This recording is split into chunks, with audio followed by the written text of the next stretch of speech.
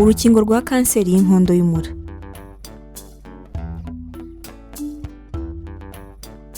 Inkondo y'umura ni igice cyo hasi cya nyababyeyi iterisi cyifungurira mu gitsina gore vaja.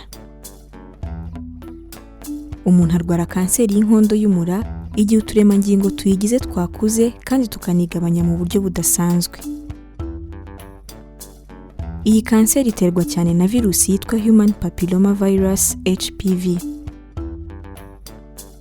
Ibindi bishobora gutera iyi kanseri y'inkondo y'umura ni ukunywa itabi.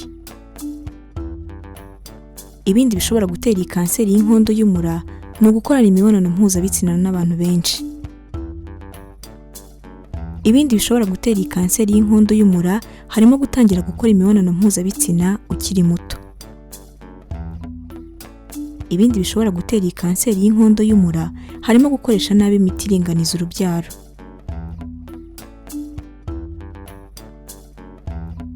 Imvugo urukingo rwa kanseri y'inkondo y'umura ntabwo isobanura neza uru rukingo. Nk'uko tumaze kubibona mu kanya, kanseri y'inkondo y'umura ifite ibintu byinshi bishobora kuyitera. Muri byo harimo iriya virusi yitwa Human Papilloma Virus HPV. Urukingo rero twita rwa kanseri y'inkondo y'umura ruhereza ubudahangarwa umubiri maze ntuzarware iyi virusi. Byumvikane ko inyito nzima y'uru rukingo ari Human Papilloma Virus Vaccine HPV Vaccine. Muri iki kiganiro tugiye kuganira ku rukingo rwa kanseri y'inkondo y'umura, bityo turasobanukirwa icyo Human Papilloma Virus ari cyo. Muri iki kiganiro kandi turasobanukirwa urukingo rwa Human Papilloma HPV, bityo turamenya uko rukora, abantu bakwiye guhabwa uru rukingo ndetse n'ikigero cy'imyaka bagomba kuba bafite. Reka tubibutse ko dukora ibi biganiro tugamije guhugurana no gusangizanya ubumenyi ku ndwara abantu turwara, imiti ivura ubwoko bwose bw'indwara ndetse n'ibiribwa bikungahaye mu ntungamubiri zifitiye akamaro umubiri wacu. Mbere yo gutangira iki kiganiro, reka tubibutse ko ubusanzwe ibimenyetso bya kanseri y'inkondo y'umura bigaragara bitinze. Niyo mpamvu ari ngombwa kuyisuzumisha inshuro nyinshi. Mu gihe iyi kanseri yamenyekanye hakiri kare, ni indwara ishobora kuvurwa neza kandi igakira. Niba wifuza gusobanukirwa birushijeho ibyerekeye kanseri y'inkondo y'umura, wareba mu biganiro twabagejejeho kuko twabisobanuye byimbitse.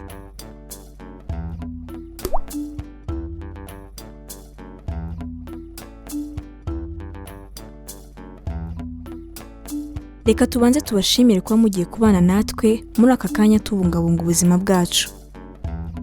Mu Kinyarwanda bagira bati abatabizi bicwa no kutabimenya. Natwe tukagira tuti abatarabimenya bicwa nuko batarakora subscribe kuri iyi channel Mizero Media ngo bamenye ko amagara ari ubukungu kandi ko kwirinda biruta kwivuza. Niba utarabikora, nyabuneka kanda subscribe kandi ukande kuri iyo nzogera byegeranye kuko nibwo buryo bwonyine rukumbi buzagufasha kubona ibindi biganiro tubategurira. Ikindi kandi wadusanga no ku mbuga nkoranyambaga zacu zose, Facebook, Instagram ndetse na Twitter, ujya hashakirwa ugashakisha Mizero Media ubundi ukadukurikira. Kudusangiza ibitekerezo byanyu ni ingenzi cyane. Bityo ubaye hari icyo wifuza kutubaza, hari icyo wifuza kudusobanuza cyangwa hari icyo wifuza kutwunganira kuri iyi ngingo ndetse n'izindi twabagejejeho, nyabuneka twandikira muri comments hano kuri iyi channel.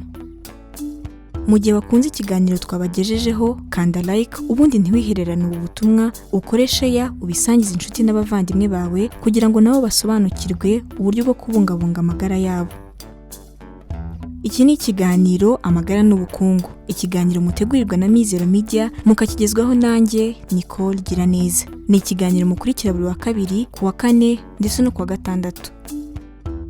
Reka tubibutse ko dukora ibi biganiro tugamije guhugurana no gusangizanya ubumenyi ku ndwara abantu turwara, imiti ivura ubwoko bwose bw'indwara ndetse n'ibiribwa bikungahaye ku ntungamubiri zifitiye akamaro umubiri wacu.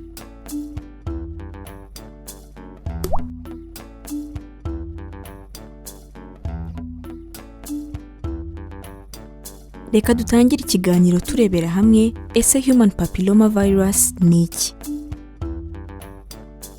HPV cyangwa Human Papilloma Virus ni virusi isanzwe kandi ikunze kuboneka mu bantu bakora imibonano mpuzabitsina.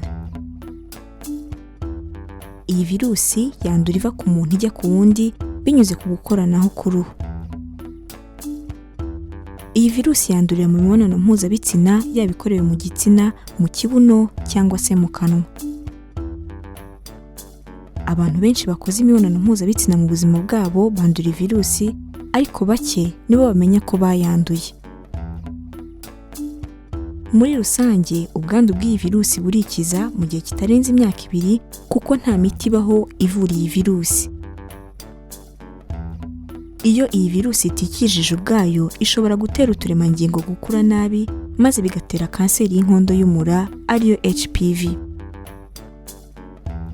Iyi virusi ya HPV ishobora gutera n'andi moko menshi ya kanseri mu bantu, aha twavuga nka kanseri yo mu kibuno.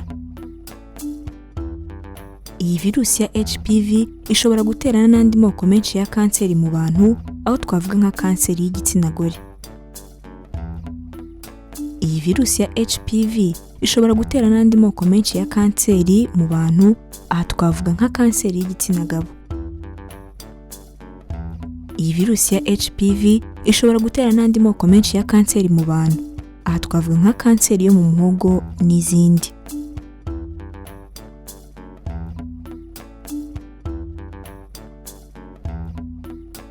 Reka noneho dusobanukirwa urukingo rwa Human Papilloma Virus, by'umwihariko uburyo urukingo rukora.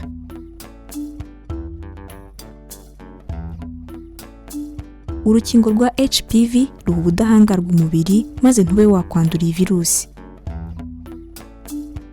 Uru rukingo kandi rugabanya ibyago byo kurwara kanseri y'inkondo y'umura, kanseri y'igitsina gore ndetse na kanseri yo mu kibuno. Urukingo rwa HPV rukangura ubwirinzi bw'umubiri kandi umubiri uhita ukora abasirikare bihariye barwanya iyi virusi. Uru rukingo ntabwo ruba rurimo virusi nzima, bityo umuntu ashobora kwandura iyi virusi iturutse kuri uru rukingo. Ikigo cy'Abanyamerika kirwanya indwara kigira abantu inama ko abakobwa bose bari hagati y'imyaka 11 na 12 bashobora guhabwa uru rukingo rwa kanseri y'inkondo y'umura. Abakobwa n'abagore bari hagati y'imyaka 13 na 26 nabo bashobora guhabwa uru rukingo rwa kanseri y'inkondo y'umura. Urukingo rwa kanseri y'inkondo y'umura ntirwemewe guhabwa abagore barengeje imyaka 26 cyangwa se batwite. Abahungu bari hagati y'imyaka 11 na 12 nabo bagakwiye gukingirwa iyi virusi ya HPV kugira ngo bibarinde indwara z'udusebe two ku gitsina yitwa genital warts. Impamvu uru rukingo rugenewe abakobwa n'abahungu bafite imyaka mike ni uko uru rukingo rutavura ubwandu bw'iyi virusi umuntu aba asanzwe afite, kubera ko benshi mu bantu bakoze imibonano mpuzabitsina baba bafite ubwandu bw'iyi virusi. Ni byiza ko urukingo ruhabwa abana bato baba batarakora imibonano mpuzabitsina.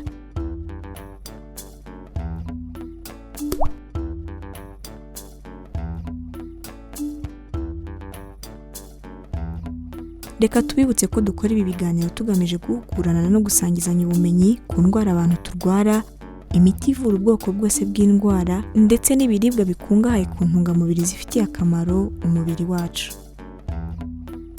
Reka dusoze mbibutsa ko baca umugani mu Kinyarwanda bagira bati abatabizi bicwa no kutabimenya. Natwe tukagira tuti abatarabimenya bicwa nuko batarakora subscribe kuri iyi channel Mizero Media ngo bamenye ko amagara ari ubukungu kandi ko kwirinda biruta kwivuza. Niba utarabikora, nyabuneka kanda subscribe kandi ukande kuri iyo nzogera byegeranye kuko nibwo buryo bwonyine rukumbi buzagufasha kubona ibindi biganiro tubategurira. Ikindi kandi wadusanga no ku mbuga nkoranyambaga zacu zose, Facebook, Instagram ndetse na Twitter, ujya hashakirwa ugashakisha Mizero Media ubundi ukadukurikira. Kudusangiza ibitekerezo byanyu ni ingenzi cyane. Bityo ubaye hari icyo wifuza kutubaza, hari icyo wifuza kudusobanuza cyangwa hari icyo wifuza kutwunganira kuri iyi ngingo ndetse n'izindi twabagejejeho, nyabuneka twandikira muri comments hano kuri iyi channel. Mu gihe wakunze ikiganiro twabagejejeho, kanda like ubundi ntiwihererane ubu butumwa, ukore share ubisangize inshuti n'abavandimwe bawe kugira ngo nabo basobanukirwe uburyo bwo kubungabunga amagara yabo.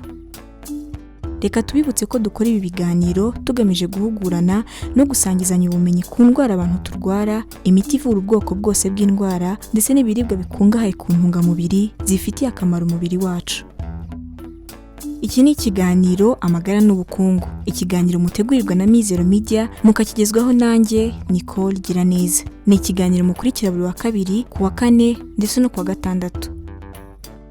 Amahoro y'Imana abane namwe kandi tubifurije kwirinda mbere yo kwivuza.